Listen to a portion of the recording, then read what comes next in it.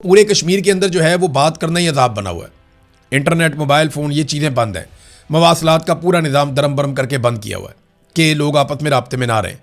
और ये सारा कुछ किया हुआ है ताकि अवामी जॉइंट एक्शन कमेटी के लोग ज़्यादातर आपस में राब्तों में ना आ सकें, और अगर वो राब्तों में आ गए तो फिर वो क्या करेंगे, वो ज़्यादा बेहतर कोऑर्डिनेशन के साथ निकलेंगे।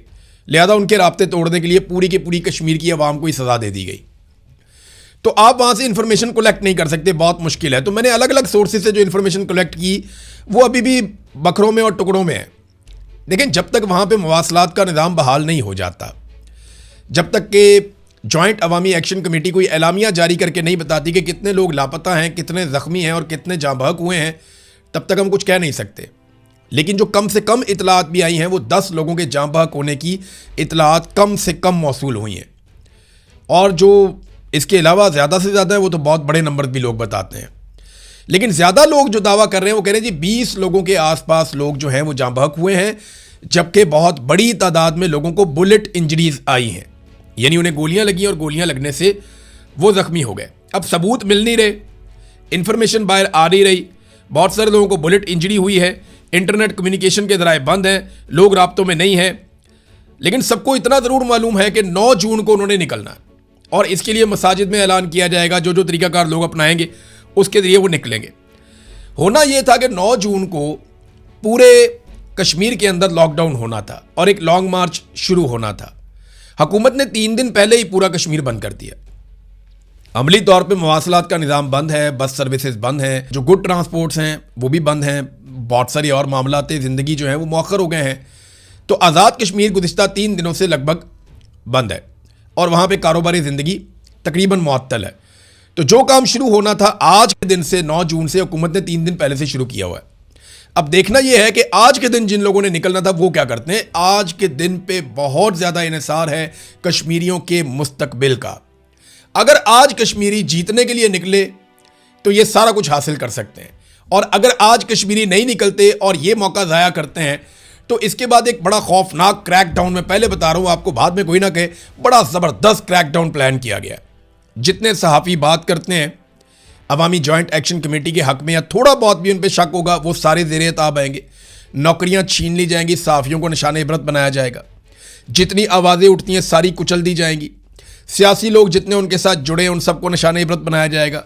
कोई भी उन लोगों की हमदर्दी रखने वाला इलेक्शन ना लड़ सकेगा ना जीत सकेगा, और इन लोगों को जो अवामी जॉइंट एक्शन कमेटी के लोग हैं इनको इनकी फैमिलियों समेत निशान इबरत बनाया जाएगा। ये मैं आपको पहले बता रहा हूँ। और इसका आगाज़ थोड़ा बहुत हुआ, आपने एक टीज़र देखा है, अभी आप देखेंगे उसका ट्रेलर, और फिर आप बहुत जल्द उसका पूरा एक्शन भी देखेंगे। और ये वो करेंगे, अगर आवाम नहीं निकलती अपने हक के लिए तो फिर पूरी तरह से कुचले जाने के लिए आप तैयार रहें। नाज़रीन, गिलगित बल्तिस्तान में वही हुआ जिसके बारे में मैंने आपसे कहा था कि ये आपस में लड़ेंगे, नूरा कुश्ती करेंगे। नूरा कुश्ती का मैंने बाकायदा अपने वीलॉग के जो पेज है उसके ऊपर लिखा भी था कि नूरा कुश्ती है। तो नूरा कुश्ती मुकम्मल हो गई। नूरा कुश्ती के बाद जिसको जितनी सीटें मिली, इसी तनख्वाह पे काम करने के लिए पाकिस्तान पीपल्स पार्टी और नून लीग ने मिलकर गिलगित बल्तिस्तान में हुकूमत बनाने का फ़ैसला कर लिया है। अभी थोड़े दिन पहले तक वो कहते हैं ये बहुत बुरे हैं, ये चोर हैं, ये फार्म 47 पे आए हुए हैं, ये गलत फ़ैसले कर रहे हैं, ये आपका हक मार रहे हैं, ये आपके हक पे डाका डाल रहे हैं। और अब वो दूसरा कह रहा था नहीं ये है चोर, ये फ्रॉडी है। तो देखो उन्होंने कराची का क्या हाल किया, वो तुम्हारा भी यही हाल करेंगे। और अब वो दोनों बैठ गए हैं मिलके, और मिलकर अब वो गिलगित बल्तिस्तान के वसाइल को लूटेंगे। और आप ये होता हुआ देखेंगे, हमेशा से यही होता चला जा रहा है। जो इनको मिलिट्री एस्टेब्लिशमेंट कहेगी ना, ये करते चले जाएंगे। तो मिलकर अब इन्होंने हुकूमत बनाने का फैसला किया है। पाकिस्तान तहरीक इंसाफ जीती है या नहीं जीती, तहरीक इंसाफ ने सारे लूटे तबाह कर दिए। यानी उनका इलेक्शन लड़ने में जो सबसे बड़ी कामयाबी आप कह सकते हैं वो ये है कि जितने लोग गिलगित बल्तिस्तान में लोटे बने थे वो सारे रिजेक्ट हो गए। हालांकि उनकी बड़ी अपने इलाकों में वोट बैंक भी था, अपने इलाकों में पहचान भी थी, और वो जोम के साथ अलग हुए थे जब खालिद खुर्शीद के खिलाफ पूरा एक ऑपरेशन किया गया था कि जनाब हमें तो हमारे लोग वोट डाल देंगे। नहीं पड़े वोट, फारिग हो गए। तो पीटीआई ने लोटे सारे ठोक दिए, हत्ता के बड़ा लोटा जो था वो भी ठोक दिया। गो के खुद पाकिस्तान तहरीक इंसाफ अक्सरियत नहीं ले सकी। हाँ, जो मैंने बात की पिछले वीलॉग में, अब बैरिस्टर गौहर भी वही बात कर रहे हैं और उन्होंने वजाहत के साथ बात की, कोई ढकी चुपी बात नहीं है। बैरिस्टर गौहर ने साफ कह दिया कि जनाब हमारे साथ प्री पोल रिगिंग हुई है, लेकिन जो धांधली पाकिस्तान तहरीक इंसाफ के साथ गिलगित बल्तिस्तान में हुई, उसका 80% इलेक्शन वाले दिन से पहले हो चुका था। जो जो उन्होंने करना था उन्होंने पहले कर दिया था। पहले उन्होंने तैयारी बड़ी कमाल की, बार बार आपको बता रहा था कि वो ये भी कर रहे हैं, वो ये भी कर रहे हैं, वो ये भी कर रहे हैं, वो ये भी कर रहे हैं, और इलेक्शन वाले दिन उन्होंने ये करना है, और इलेक्शन वाले दिन उन्होंने वो कर दिया। 2-3 सीटें जो हैं वो ऐसी हैं जहां पाकिस्तान तहरीक इंसाफ के हमायत याफ्ता उम्मीदवारों को जीतना चाहिए था, वो उन्होंने जबरदस्ती ले ली। लेकिन ज्यादातर सीटें उन्होंने इलेक्शन होने से पहले ही छीन ली थी, दीवार के साथ लगा के, लेवल प्लेइंग फील्ड ना देकर, इंतखाबी निशान ना देकर। दूसरा जो इंतखाबी निशान एक इत्तेहाद की सूरत में मिला वो भी उनसे छीन लिया। उनके वोटर लिस्टों के अंदर जो तब्दीली कर दी गई, पोलिंग स्टेशन को उठा के कहीं से कहीं पहुंचा दिया गया, अपनी मर्जी का अमला लगा दिया गया और हर हरबा इस्तेमाल किया गया। यहां तक कहा गया कि अगर आपने पीपल्स पार्टी और नून लीग को वोट ना दिया और पीटीआई को वोट दिया तो याद रखिएगा, जैसे हमने खैबर पख्तूनख्वा की गंदुम बंद की है, हम गिलगित बल्तिस्तान की गंदुम भी बंद कर देंगे। रोटी तक का डरावा दिया गया लोगों को। तो प्री पोल रिगिंग की एक लंबी दास्तान है जो वहां पे की गई है। मैंने आपसे कहा था कि नवाज शरीफ साहब को सख्त अल्फाज का सामना करना पड़ा, एक सख्त पैगाम उन्हें पहुंचाया गया। मेरी खबर की तस्दीक मालिक साहब ने भी कर दी है। मोहम्मद मालिक साहब का भी एक क्लिप आ गया, वो भी ये कह रहे हैं कि नवाज शरीफ साहब को ये बता दिया गया, जनाब आपका डंग निकल गया है और आप अब क्राउड पुलर नहीं रहे तो आप कुछ नहीं कर सकते, लिहाजा वापस जाएं। तो मैंने आपको पहले बताया था कि मियां नवाज शरीफ साहब को वहां पे जिस किस्म की उन्होंने तकरीर की, उसके बाद उन पे एतराज़ हुआ, उन्हें सख्त पैगाम पहुंचाया गया, उन्हें वहां से निकाल दिया गया। देखिए, बंदे इकट्ठे कर लेना कोई मसला नहीं है। ये तो IPP जो है वो पाकिस्तान की गैर मकबूल तरीन जमात है, वो भी बंदे इकट्ठे कर लेती है। पैसा फेंक तमाशा देख, यानी बड़ा आसान है, आपके पास पैसा होना चाहिए, आप पैसा फेंकते जाएं, मजदूरों को, गरीबों को, कमजोरों को, मेहनत कशों को फैक्ट्रियों से उठा के बंदों को बसों में भर के आप लाते जाइए, और आप 50,000 बंदा सामने इकट्ठा कर लें तो आपका बहुत बड़ा जुलूस बन जाएगा। बंदे तो फजलुर रहमान साहब भी मदारिस में इकट्ठे कर लेते हैं।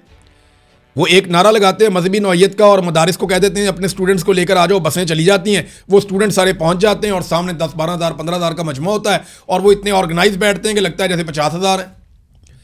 तो फजलुर रहमान साहब भी बंदे इकट्ठे कर लेते हैं, बंदे तो IPP भी इकट्ठे कर लेती है, बाकी लोग भी कर लेते हैं। बंदे इकट्ठे कर लेना अलग बात है, उस क्राउड को कंट्रोल करना, उसको चार्ज करना और उसको अपने साथ लेकर चलना, ये लीडर कर सकता है। और नवाज शरीफ साहब की अब ये कैपेसिटी खत्म हो गई है। जब तक नवाज शरीफ साहब कोई बड़ी कुर्बानी नहीं देंगे तब तक उनको ये सहूलत अब मुयस्सर नहीं है। नाज़रीन, एक और इंटरेस्टिंग खबर जो इंटरनेशनल फ्रंट से है वो मैं पढ़ रहा था, डोनाल्ड ट्रंप का स्टेटमेंट। डोनाल्ड ट्रंप ने इसराइल को यहाँ तक कह दिया कि अगर नेतन्याहू बाज नहीं आता और ईरान के ऊपर अटैक करता रहता है तो फिर ईरान के हमले की सूरत में उसको तनहा लड़ना पड़ेगा। ये डोनाल्ड ट्रंप के स्टेटमेंट का मतलब ये है। देखें, अगर 2 दिन के लिए भी या 3 दिन के लिए भी अकेला छोड़ता है ना अमेरिका इसराइल को, और ईरान को पूरा मौका मिलता है उसके साथ लड़ने में, तो ये 2-4 दिन की खुराक है ईरान की इसराइल, जो ईरान इसराइल के साथ कर देगा। तो इसराइल को ये बात समझ आ गई है, और अमेरिका के बारे में मुझे एक बात समझ आ गई है, और आलमी सतह पे सबको अब समझ जाना चाहिए कि अमेरिका अब मज़ीद लड़ाई शायद अफोर्ड कर नहीं सकता। डोनाल्ड ट्रंप ने बहुत हजीमत उठाई है, बहुत शर्मिंदगी उठाई है इस लड़ाई में, अब वो मज़ीद लड़ाई नहीं लड़ना चाहते। पाकिस्तान समेत ये जो पूरा रीजन है ना, यहाँ ताकत का तवाज़ुन हमेशा के लिए बदल गया है। ये रीजन अब किसी और तरह कंट्रोल होगा, इसके डायनामिक्स तब्दील हो चुके हैं। अरब ममालिक की सोच भी आने वाले दिनों में बदलेगी। यहाँ रशिया का, चाइना का, अरब ममालिक का, ईरान का, ये एक नया किस्म का आप देखेंगे। तुर्की का बड़ा रोल होगा, मिस्र का, पाकिस्तान का रोल भी इन ममालिक के साथ मिलकर होगा। डोनाल्ड ट्रंप के साथ या अमेरिका के साथ वो मामलात वैसे नहीं होंगे जैसे माजी में हुआ करते थे। ये पूरा का पूरा एक गेम चेंजर था। ये जो एक दौरानिया गुजरा है जंग का, इसने बहुत सारी चीज़ों को बदल दिया इस रीजन में। अब तक के लिए इतनी, अपना ख्याल रखिएगा, अपने चैनल का भी। अल्लाह हाफ़िज़।